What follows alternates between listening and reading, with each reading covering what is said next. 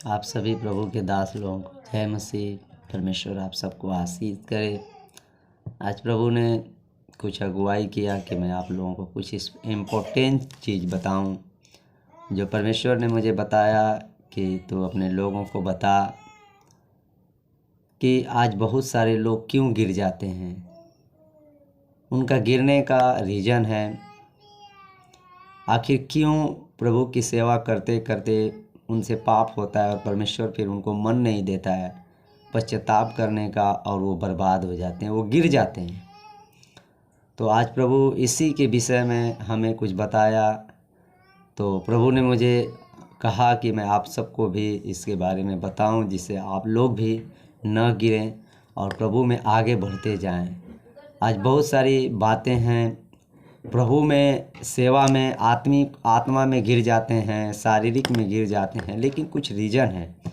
तो मैं एक छोटा सा वचन चाहूँगा कि मैं उसको पढूं और आप लोग भी अपना बाइबल निकाल करके और उसको ध्यान से पढ़ें, और फिर आज इस चीज़ को हम समझेंगे कि क्या जो बाइबल से प्रभु मसीह आज प्रभु जो मुझसे बात कर रहा है, जो मेरे अंदर से मुझे बताया, क्या ये सही हमारे जीवन में ऐसा है। तो आज अपने जीवन से निकालेंगे उसके लिए। तो हम ज़्यादा समय न लेते हुए आप सबको एक वचन पढ़ के मैं सुनाऊंगा। इफिसियों का 6 का पहला, नया नियम इफिसियों की पुस्तक 6 का पहला। इसमें लिखा है, माता पिता और बच्चे, हे बालकों, प्रभु में अपने माता पिता के आज्ञाकारी बनो, क्योंकि यह उचित है। अपनी माता और पिता का आदर कर, यह पहली आज्ञा है, जिसके साथ प्रतिज्ञा भी है कि तेरा भला हो और तू धरती पर बहुत दिन जीवित रहे। आज इस वचन को पढ़ेंगे। यहाँ परमेश्वर कह रहा है, अपने माता पिता का आदर कर, जिसके साथ एक प्रतिज्ञा है। क्या है? एक प्रतिज्ञा कि तेरा भला हो। प्रतिज्ञा का मतलब समझे कि एक वादा है, एक वाचा है कि तेरा भला हो और तू धरती पर बहुत दिन जीवित रहे। तेरा भला हो मतलब आपका भलाई होएगा। जो भी काम करेंगे वो भला हो जाएगा, जो भी बिजनेस खोलेंगे वो भला होएगा, जो भी काम में हाथ लगाएंगे नुकसान में नहीं जाएगा, भला होएगा, वो परमेश्वर कह रहा है। और पहला दूसरा चीज़ कि आप धरती पर बहुत दिन जीवित रहेंगे। इसका मतलब आपकी उम्र बढ़ेगी। इसका मतलब आप बीमार कम पड़ेंगे, आप रोगी नहीं होंगे, आप दुखी नहीं होंगे। लेकिन क्या करने से? अपने माता पिता की आज्ञाओं को मानने से। ये मेरा यहोवा, मेरा परमेश्वर आज मेरे अंदर से कह रहा है आप लोगों को, जो व्यक्ति अपने माता पिता का आदर करते हैं, उनकी बातों को मानते हैं, उनका काम कभी भी खराब नहीं होता है। वो जिस भी काम में हाथ लगाते हैं वो काम सफल होता है। और दूसरा, वो धरती पे बहुत दिन जीवित रहते हैं। बोलेंगे हालेलुया, हालेलुया।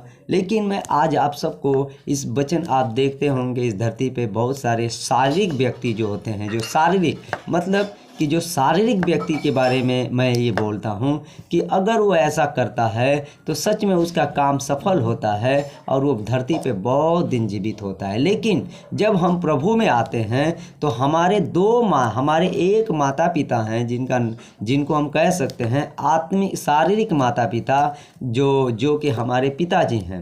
लेकिन जब हम प्रभु में आते हैं, प्रभु में आने के बाद हमारा एक पास्टर हमें शिक्षा देता है। हमारा शरीर को तो हमारे पिताजी ने बना दिया, हमारी बॉडी है, हमारे मसल है, हमारा शरीर को मजबूत मेरे पिताजी ने कर दिया, लेकिन हमारी आत्मा को मजबूत नहीं कर पाए। तो हमारी आत्मा को हमारे शरीर को मजबूत किया, हमें नौकरी दिलाया, हमें बिजनेस दिलाया, हमें हर एक चीज़ दिलाया, लेकिन हमारी आत्मा को मजबूत नहीं हो पाया। तो हमारे ज़िंदगी में एक एंट्री प्रभु परमेश्वर उसे भेजता है, उस पास्टर को, जो प्रभु के दास को भेजता है, जिसको भेजता है उसके द्वारा हम बपतिस्मा किसी से भी लेते हैं, लेकिन जो शिक्षा देता है उस शिक्षा से हम मजबूत हो जाते हैं, हमारी आत्मा मजबूत हो जाती है, हम प्रभु में बढ़ने लगते हैं और सेवा करने लगते हैं, लोगों के लिए प्रार्थना और चंगाइयाँ और सारे काम सफल होने लगते हैं। लेकिन क्या होता है, हम उस पास्टर का आदर करने लगते हैं, सम्मान करने लगते हैं,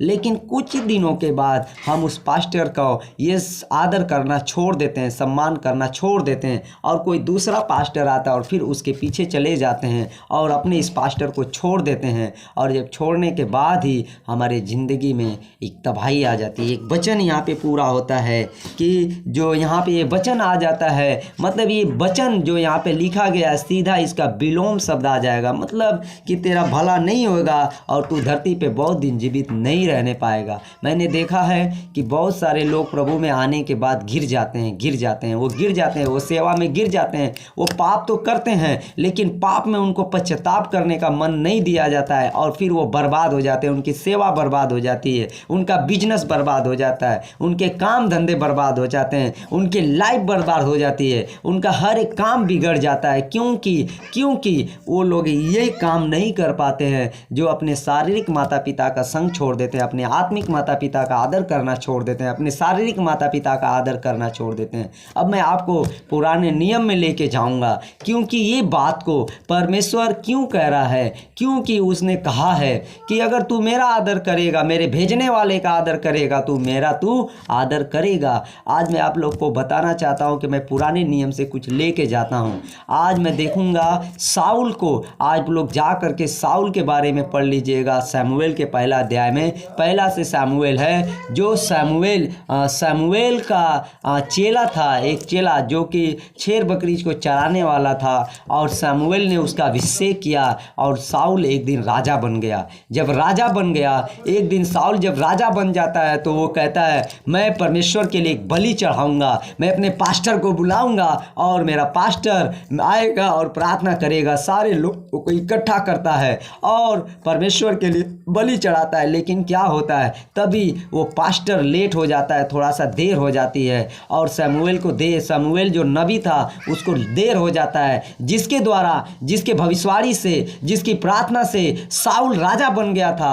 एक दिन उसको देर हो जाता है और क्या होता है, देर होने पे राजा बोलता है अरे मैं खुद बलि कर देता हूँ, मैं तो राजा हो गया हूँ, मैं तो एक बड़ा पास्टर हो गया हूँ, अब मैं सब कुछ हो गया हूँ, मुझे पास्टर की क्या ज़रूरत है, मुझे नबी भविष्यवक्ताओं की क्या ज़रूरत है, मुझे अपनी गुरु की क्या ज़रूरत है, अब मुझे अपने माता पिता की क्या ज़रूरत है। और वहाँ पे उसने आदर करना छोड़ देता है, और जैसे ही छोड़ता है वैसे ही क्या होता है कि वहाँ पे परमेश्वर उससे नाराज़ हो जाते हैं और बलि कर देता है, और परमेश्वर उससे नाराज़ हो जाते हैं, और उसी वक्त उसके ऊपर से जो अभिषेक रहता है, जो पावर रहता है, जो सामर्थ रहता है, उसके ऊपर से हट जाता है और एक दुष्ट आत्मा आ जाता है और उसको घबराने लगता है, उसको परेशान कर देता है। राजा के कुर्सी पे तो बैठा है लेकिन उसके ऊपर एक दुष्ट आत्मा आ गया है। आज बहुत सारे प्रभु के दास हैं जो अपने पास्टर का संग छोड़ दिए हैं, अपने पास्टर की बुराई करते हैं, अपने प्रभु के दास के जो उनको शिक्षा से बड़े हैं, जिनसे आगे बढ़े हैं, जिनको आज मेरा यहोवा कह रहा है, आज इसीलिए उनके ऊपर एक दुष्ट आत्मा है। वो सेवा तो कर रहे हैं लेकिन उनको पश्चाताप करने का मन नहीं दिया गया है, उनके अंदर ये बाइबल के भेदों को खोलने का मन नहीं दिया गया है। आज वो भी गुलामी में पड़े हैं क्योंकि अपने बाप का आदर करना छोड़ दिए हैं, अपने आत्मिक पिता का आदर करना छोड़ दिए हैं। उनको ऐसा लगा है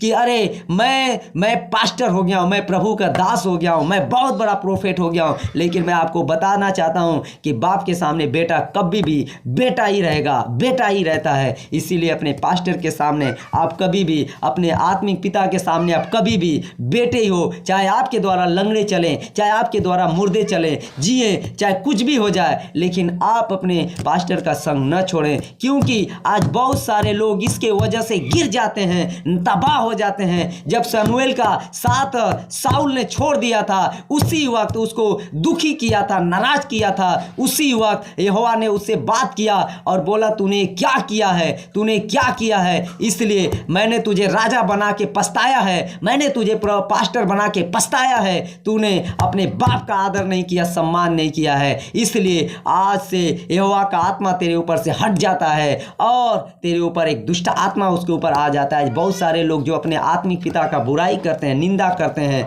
और चुगली करते हैं, आज उनके जीवन में ऐसा ही होता है। वो सेवा तो करेंगे, कुर्सी पे तो बैठे रहेंगे, लेकिन मैं आपको बता देता हूं कि वो गुलामी में पड़े रहते हैं, बीमारी में पड़े रहते हैं, कर्जे से दबे रहते हैं। उनका कोई भी काम सफल नहीं हो पाता है। वो जिस भी काम में हाथ लगाते हैं वो काम खराब हो जाता है। आप अपने आप को चेक करो, कहीं ऐसा मेरी जिंदगी में है तो नहीं, कहीं मैं अपने आत्मिक पिता को दुख तो नहीं दे रहा हूं, कहीं मैं अपने शारीरिक पिता को परेशान तो नहीं कर रहा हूं। अगर आपके जीवन में दो बाप खुश हैं, अगर आपका आत्मिक पिता और शारीरिक बाप खुश है, तो आपको मैं बताना चाहता हूं आपका हर एक काम बनने वाला है यीशु मसीह के नाम से। आपकी सारी आशीषें खुलने वाली है यीशु मसीह के नाम से। आप बढ़ने वाले हो यीशु मसीह के नाम से। मैं आप सबको बताना चाहता हूं, एक और वचन को मैं लेके चलता हूं। जब यही साउल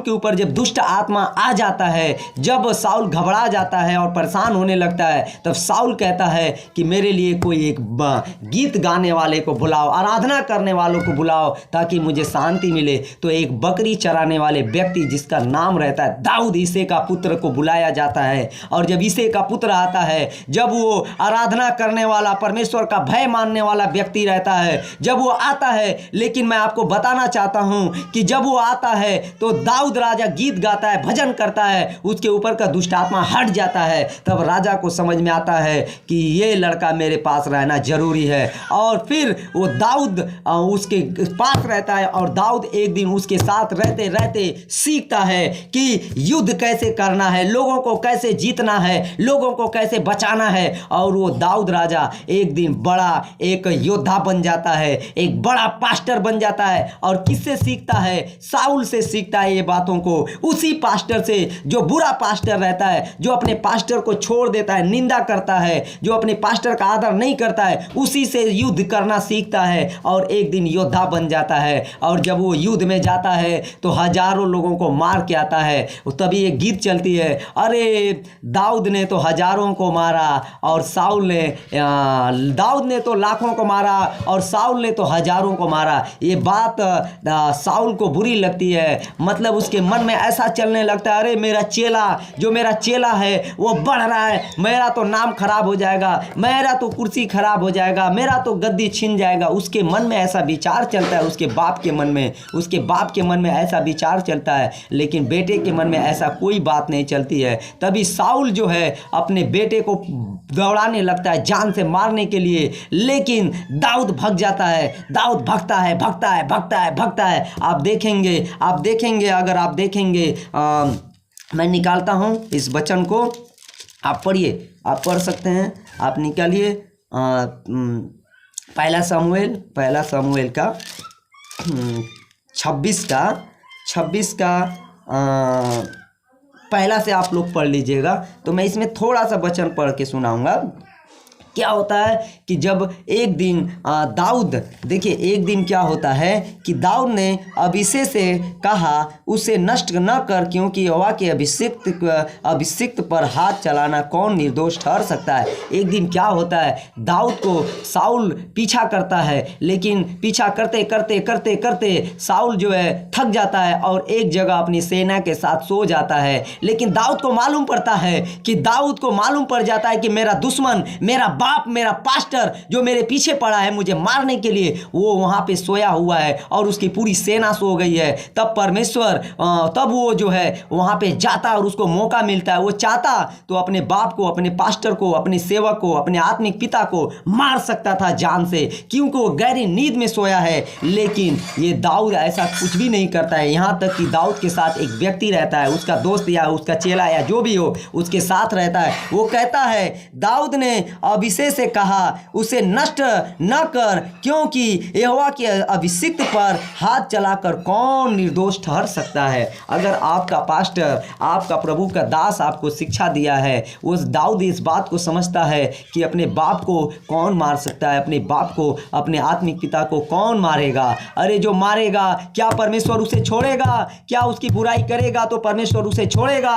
नहीं छोड़ेगा। आज बहुत सारे लोग गिर जाते हैं, क्योंकि जब ये दाऊद के मन में ये बात चलती है, जब दाऊद इस चीज़ को समझ जाता है कि हाँ समझ जाता है कि मुझे अपने पास्टर की बुराई नहीं करना है, मुझे अपने आत्मिक पिता की निंदा नहीं करना है, मुझे अपने पास्टर और अपने अगुए का सम्मान ही करना है, तभी देखो आज इसके ज़िंदगी से एक पाप होता है। कुछ दिनों के बाद ये बोलता है कि अरे मैं नहीं मारूंगा इसे, परमेश्वर न्याय करने वाला है, परमेश्वर देखेगा। कितना बार साउल को मौका मिलता है, अरे दाऊद को मौका मिलता है साउल को मारने के लिए, लेकिन नहीं मारता है उसको, क्योंकि वो कहता है ये तो अभिषिक्त दास है, ये परमेश्वर का दास है। भले आज बुरा बन गया है, भले इसके ऊपर दुष्ट आत्मा आ गया है, भले ये गंदगी में है, लेकिन मैं इसको क्यों गाली दूं, मैं इसको क्यों निंदा करूं, मैं इसको क्यों तकलीफ दूं? क्योंकि आज भी ये मेरा बाप है, आज भी मेरा आत्मिक पिता है, आज भी ये मैं इसका सम्मान करूंगा। और करता है, बार बार उसका सम्मान करता है, बार बार उससे प्रेम करता है। अगर आप पूरा ये शमूएल को पढ़ेंगे दाऊद और साउल के बारे में, तो मैंने देखा कि एक जगह दाऊद से बहुत बड़ा पाप हो जाता है, और इतना घनघोर पाप होता है, इतना बड़ा पाप हो जाता है कि एक औरत को नहाते हुए छत पर से देख लेता है, और देखने के बाद वो पाप करता है, उस औरत को अपने पत्नी बना लेता है। लेकिन इतना ही नहीं, उससे और भी घनघोर पाप हो जाता है। लेकिन पाप होता है तो क्या होता है, जानते हैं क्या होता है? उसके बाद उसके पत्नी बनाया जिस औरत को, उसके पति को भी मरवा डालता है, षड्यंत्र रच करके, और इस्राएलियों के सामने ऐसा पेश करता है कि मैं बहुत अच्छा राजा हूं, मैंने कल्याण किया है, मैंने उपकार किया है। लेकिन परमेश्वर उसके पाप को देखता है। आप जानते हैं इस पाप की वजह से राजा को परमेश्वर बोलता है, मैं तेरे ऊपर, तेरे परिवार के ऊपर, तेरे खानदान के ऊपर अब से तलवार चलाऊंगा, तू नष्ट हो जाएगा। तू इस भेड़ बकरी को चराने वाला एक गरीब इंसान था, लेकिन आज मैंने तुझे पास्टर बना दिया, तुझे सेवक बना दिया, आज मैंने तुझे बड़ा कर दिया है। लेकिन आज तू जो ऐसा कर रहा है, आज तू जो हो गया है, आज जो इतना बड़ा हो गया है, अब से तू घटना शुरू हो जाएगा। अब मैं राजा की गद्दी से उतार करके, ऐसा आप पढ़ेंगे तो सारे बाइबल को आप पढ़िए, आपको समझ में आएगा। जब आप देखते हैं यहोवा परमेश्वर गुस्सा हो जाता है, लेकिन फिर से परमेश्वर यहोवा एक नबी, नातान नबी को दाऊद के पास भेजता है, और दाऊद ने जा करके उसके पापों को बताता है। तब दाऊद को मन दिया जाता है, पश्चाताप करने का मन दिया जाता है, और दाऊद पश्चाताप करता है, और परमेश्वर उसको बोलता है, जा मैं तेरे ऊपर तलवार नहीं चलाऊंगा, लेकिन मैं तेरे पाप का दंड जरूर दूंगा। एक तेरा बच्चा जो पाप की वजह से आया है वो मर जाएगा। और ऐसा ही होता है मेरे प्यारे भाइयों बहनों। दाऊद ये बात को समझ जाता है, इसीलिए अपने पास्टर की बुराई नहीं करता, अपने माता पिता की बुराई निंदा नहीं करता है। कितने भी बुरे ये रहें, कितने भी गंदे रहें, कितने भी खराब है, आप प्रभु के हाथों में सौंपो, लेकिन इनके लिए तुम दुआ करो, इनके लिए आप प्रार्थना करो। आप दाऊद की तरह बनो, दाऊद की तरह, तो आप कभी भी नहीं गिरोगे। और देखो दाऊद ने इस बात की वजह से नहीं गिरा। दाऊद के अंदर एक क्वालिटी थी कि वो अपने बाप का आदर करता था, अपने पास्टर का आदर करता था। आज बहुत सारे प्रभु के दास लोग हैं, जब वो लोग जानते हैं प्रभु को, जब वो आते हैं, शिक्षा पाते हैं अपने पास्टर से शिक्षा पा लेते हैं, थोड़ा सा दुष्ट आत्मा निकाल लेते हैं, थोड़ा सा भूत निकाल देते हैं, थोड़ा प्रार्थना उनकी सुनी जाती है, उनके मन में घमंड आ जाता है साउल की तरह, घमंड आ जाता है साउल की तरह, और वो सोचते हैं अरे अबे हमको अब पास्टर की क्या ज़रूरत है, अब हमें आत्मिक पिता की क्या ज़रूरत है, और उनको छोड़ देते हैं, उनको लात मार देते हैं। इसीलिए उनकी सेवा बर्बाद हो जाती है। वो भले कुर्सी पे तो बैठे रहेंगे, लेकिन वो बर्बादी की ओर चल रहे हैं, वो गुलामी में हैं। मैं आप लोगों को ऐसा मेरे अंदर से आत्मा बोल रहा है, वो बोल रहा है मेरे अंदर से आत्मा कि मेरे बेटे आज तू अपने बाप का आदर करना, अपने आत्मिक पिता का आदर करना। अगर तू आदर नहीं करेगा, देख ले आदर नहीं किया था यहूदा ने अपने आत्मिक पिता का आदर नहीं किया था यहूदा ने नए नियम में, और उसने पैसे के लिए अपने बाप का सम्मान करना छोड़ दिया था, यीशु मसीह का आदर करना छोड़ दिया था, पैसे के लालच में आ गया और उसे मन नहीं दिया गया, उसको मन नहीं दिया गया और फांसी के खम्भे पे लटक गया, वो मर गया वो। इसीलिए मैं आज आपको बताना चाहता हूँ, आज बहुत सारे लोग जो अपने बाप को छोड़ देते हैं, अपने आत्मिक पिता को छोड़ देते हैं, इसलिए उनकी सेवा खराब है, इसलिए उनका बिजनेस खराब है, इसलिए उनका काम धंधा खराब है, इसलिए उनका घर खराब है, इसलिए वो बढ़ने के बजाय घट रहे हैं, क्योंकि आत्मिक पिता का श्राप है उनके ऊपर, एक बाप का श्राप है उनके ऊपर। मैं आप सबको इसी वचन के साथ ब्लेस करना चाहता हूं। मैं आप सबको बताना चाहता हूं कि परमेश्वर ने मुझे बताया कि अगर ये दो व्यक्ति, अगर कोई भी हो, अगर उसको बिजनेस में आशीष चाहिए, उसको काम धंधे में आशीष चाहिए, सेवकाई में बढ़ोतरी चाहिए, तो अपने दो बातों को जान ले, अपने माता पिता का आदर करे, अपने आत्मिक पिता का, अपने आत्मिक माता का आदर करना सीख ले, भले वो आपके सामने बुरे क्यों